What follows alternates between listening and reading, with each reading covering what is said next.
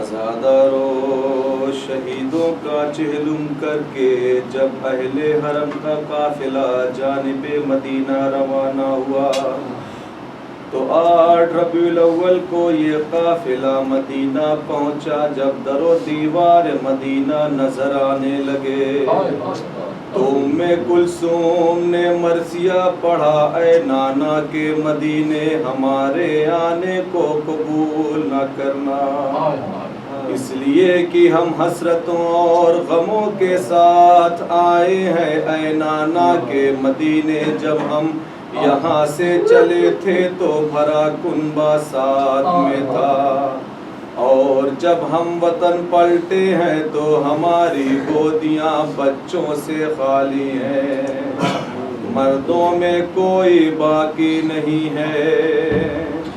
اسی لٹے ہوئے قافلے کے خیام بیرون مدینہ نصب ہو گئے. اس کے بعد سید سجاد نے بشیر سے کہا، بشیر جاؤ اہل مدینہ کو ہمارے آنے کی خبر کر دو. چنانچہ بشیر گھوڑے پر سوار ہو کر مدینے میں داخل ہوا اور بلند آواز سے کہنے لگا، مدینے والو اب مدینہ رہنے کے قابل نہیں رہا، حسین قتل کر دیے گئے، اس غم میں ہمارے آنسو جاری ہیں. اے مدینہ والو حسین کا جسم کربلا کی زمین پر خاک و خون میں غلطا ہوا اور ان کا سر نیزے پر بلند کر کے دیار بدیار پھرایا گیا. اس کے بعد بشیر محلہ بنی ہاشم میں داخل ہوا اور کہا، لا قتل الحسین بکربلا الا ذبح الحسین بکربلا. جب بشیر کا گزر ام البنین کے مکان سے ہوا تو ام البنین نے بشیر کو روکا اور کہا، تو یہ کیسی خبر لایا ہے؟ کہا، بی بی یہ خبر سچ ہے، حسین 3 دن کے بھوکے پیاسے دریا کے کنارے شہید کر دیے گئے. یہ سن کر ام البنین نے نجف کا رخ کیا اور کہا، میرے وارث جس عباس پر آپ کو بہت ناز تھا، اس کے ہوتے ہوئے میرا حسین پیاسا شہید ہو گیا. بشیر نے کہا، بی بی جناب عباس کو کچھ نہ کہیے، اس لیے آقا عباس نے وہ کارنامہ انجام دیا کہ کوئی بھائی کسی بھائی کے ساتھ نہیں کر سکتا. ابو الفضل العباس پیاسے بچوں کے لیے دریا پر پانی لانے کے لیے گئے تھے اور مشک میں پانی بھر کر لا رہے تھے کہ ظالموں نے گھیر کر پہلے دونوں شانے قلم کر دیے، پھر مشک پر تیر مار کر پانی بہا دیا اور پھر سر پر ایسا گرز مارا کہ سر اقدس پھٹ گیا.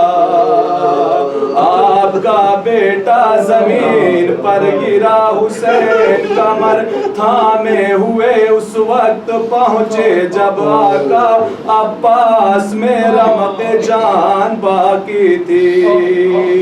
بھائی نے بھائی کو دیکھا اور روح پرواز کر گئی.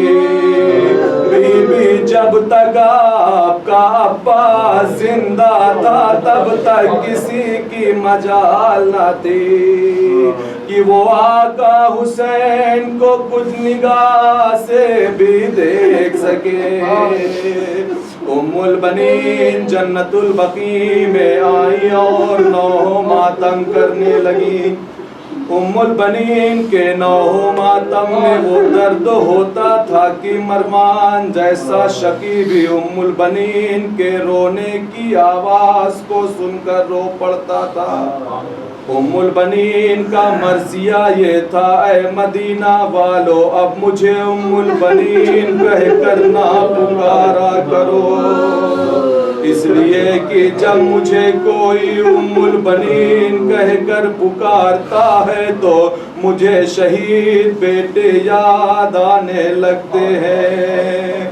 جب میرے بیٹے زندہ تھے تب میں اس نام کے پکارنے کی مستحق تھی، مگر میرے چاروں بیٹے شہید کر دیے گئے۔ عزادارو جس وقت اہل حرم مدینہ پہنچے ہیں اس وقت محمد حنفیہ سخت بیمار تھے، لیکن چیخ و پکار اور نوح و ماتم کی آواز کو سن کر چونک پڑے اور پوچھا کہ یہ نوح ماتم اور نالہ و شیون کی آوازیں کیسی ہیں؟ لوگ اس خوف سے شہادت حسین سے باخبر نہیں کر رہے تھے کہ دفعتاً یہ دردناک خبر سن کر کہیں دم نہ نکل جائے۔ جب بار بار پوچھا تو ایک خادم نے کہا جو قافلہ 28 رجب کو یہاں سے روانہ ہوا تھا وہ واپس آیا ہے۔ یہ سن کر محمد حنفیہ اٹھ کھڑے ہوئے، مگر سنبھلا نہ گیا، بے اختیار گر پڑے اور پوچھنے لگے میرے بھائی حسین کہاں ہے؟ خادموں نے کہا بیرون مدینہ قافلہ ٹھہرا ہوا ہے۔ خادموں نے گھوڑے پر سوار کیا اور محمد حنفیہ کو لے کر چلے۔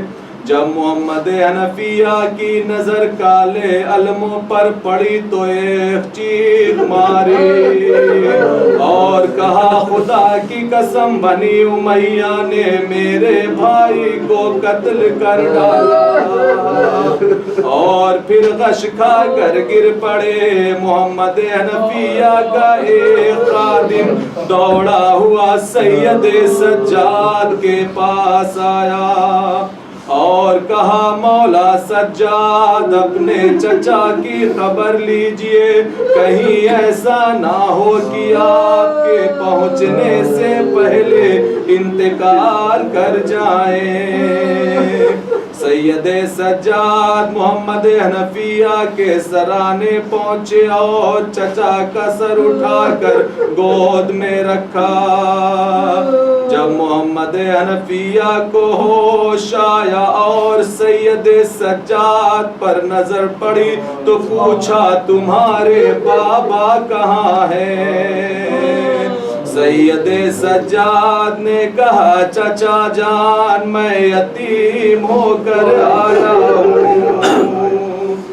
عزادارو جب فاطمہ صغرا اس لٹے ہوئے قافلے کے پاس آئی تو پہلے ایک بی بی کو خود غور سے دیکھتی جاتی تھی۔